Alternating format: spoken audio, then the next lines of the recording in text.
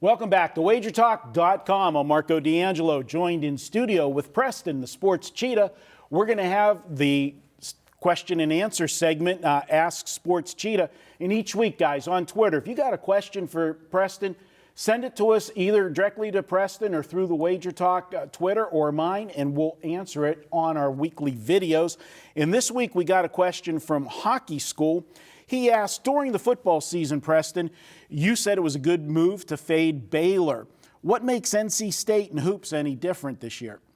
Yeah, I clarified, I guess, what this question was supposed to be asking. And so for people that are maybe not sure, I'll preface it with the fact that we faded Baylor midway through the year. I said after 6 games, they were 6-0, a top 5 team or whatever again. And I said just bet against them the rest of the way. And so I think he's asking, because NC State's had similar off the field or off the court issues like Baylor, or they've had some at least, why wouldn't you do the same thing with NC State? And and then he referred to the fact that last night, they played a good game. They won at Georgia Tech, and I think if you saw the day before, that line was like 5.5, close 2.5. So people are betting on NC State. So I guess he's I think asking why isn't it a similar type of thing? Because Baylor, I think they ended up going 1-5 ATS in those last 6 games.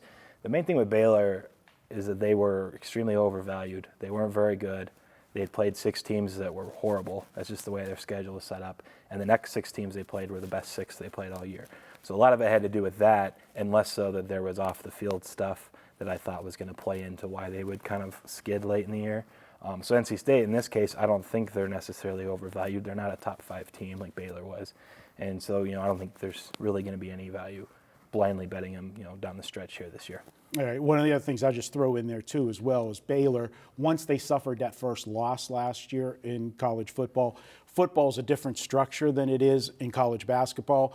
They were out of consideration basically for the national championship picture, where in college basketball you still have something to play for because you've got your conference tournaments. If you make that magical run, and we see it every year, there's going to be some team that might even have a losing record is going to get hot for 4 games and get in to the big dance because of their conference tournament, so they're still live. One difference there. The other question we have for you, it comes from me, and I'm going to ask you, and we're going to segue, begin. We'll talk about that in a moment, the baseball guide. But whenever you are looking at preparing for the upcoming baseball season and looking at your season win totals, what's the one factor that you put the most weight into in determining if you're going to take an over and under on a season win total? Yeah, it's by far the numbers, and baseball is such a number-based sport to begin with. My projections, we talked about that Angels one last week when it was 77.5 here in Vegas, and I said, my numbers are more like 83. That's going to be something I'm going to really look at, having a 6-game discrepancy there. I think there's only one other total where it was like 4 games, and most everything else, if there's discrepancy, it's between 0.5 to 2.5 games. And on some of those that are smaller, maybe an only 2-game edge one way or the other, then I'm going to look into some other factors and maybe take more of a subjective approach. But when I'm creating my numbers and projections, I kind of take a composite of a lot of the advanced information that's free out there, and I run it for get an average and projected season win total for every team, and then I really just am comparing from there. I rarely will bet, I rarely will bet an over or under if the number doesn't, say to. In some cases, the numbers will say, I think there's an example, I was finishing up the guide yesterday, and I think it was the Tigers, it said to play under, and I just kind of disagree with it. I think my numbers were about 2 games short, and I didn't end up playing under. I think they're going to get closer to that, the higher, or at least closer to where the total's at now. So in some cases, I'll just kind of stay away from times my numbers say to make a play. But if they don't say to, then I'm never going to be making a play generally anyway. So that's the key, is having a good set of projections, and something that you trust over a 162-game season will be more accurate more often than not. And speaking of the guide, you just released it today. We put it up on the site, and it's available at $24.95 for the guide. And tell the viewers what they can get with the guide. We know what you've done in the past with your college football guide, and then you've done it with basketball as well. Tell us what they can look forward into the baseball. Yeah, I obviously don't sell as many baseball or NBA guides as the college football one, but baseball one did as good as anything last year. It was 7-2 on season win totals, and we played 3 futures. There were division futures. The Nats plus 130, the Red Sox were plus 180, and the Indians were plus 220.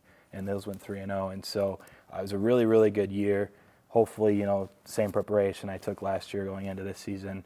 And the actual baseball season for me was fantastic as well. So it kind of all leads into being prepared and attacking everything. But hopefully it's similar. The format I posted last year's guide on Twitter, just the text in a tweet. And sorry guys, the format's very similar. The one difference is I'm releasing this one a lot earlier because I had people actually ask me, can you have it released so that when our books start popping up numbers, we can make our own personal assessments based on your projections and your information and commentary, and then make our own bets too. Last year, I released it a week before the season started. Numbers kind of have settled, and I bet according to the value at that point. But a lot of cases, numbers move to the point where there's going to be value in 5 weeks, where right now currently there wasn't. So it's more of a guide to people being able to kind of make their own assessments, as well as some of the plays that I've made so far. Watch how the market moves and increase Exactly. value in some of them. All right, check that out. Don't forget, every week send us a question for the Ask Cheetah segment, and you can check out that baseball guide at WagerTalk.com right now. And guys, don't forget, each and every Tuesday at WagerTalk, it's $2 Tuesday. You'll get one capper. We pick a capper and give you his best bet for just $2. It's a great way to introduce yourself to a capper or just introduce yourself to the site. Check it out each and every week at WagerTalk.com. We'll be back with more here at WagerTalk.